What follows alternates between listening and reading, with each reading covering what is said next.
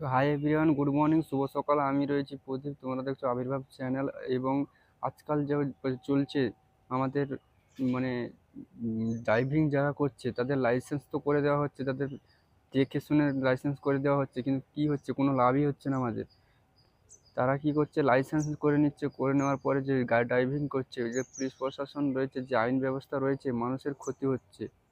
কীরকম ক্ষতি হচ্ছে, লাইসেন্স করে দেওয়ার পরে তারা কী হচ্ছে, গাড়ি চালাচ্ছে এবং আইনে এমন করে যে কেউ কোথাও অ্যাক্সিডেন্ট করে দিচ্ছে, ওকে মার্ডার করে দিচ্ছে, এসে থানায় যে রিপোর্ট করে ওখানে পয়সা পয়সা দিয়ে বেরিয়ে যাচ্ছে। কিন্তু আম আদমির কী হচ্ছে, তাদের মৃত্যু হচ্ছে এবং তাদের বাড়ির ফ্যামিলির খুব সেই সমস্যা হচ্ছে। তো তোমাদের বলবো একটা কথা, যে যারা ড্রাইভিং করো দেখে শুনে করো। আর এই যে সিস্টেমগুলো করে রেখেছে মোদি সরকারকে আমি একটা কথা বলবো, যে যেই সিস্টেমগুলো করেছো এগুলো খুবই কড়া নিয়ম করো, যাতে পরবর্তীকালে মানুষজন এইরকম জীবন যাতে না চলে যায় তাদের।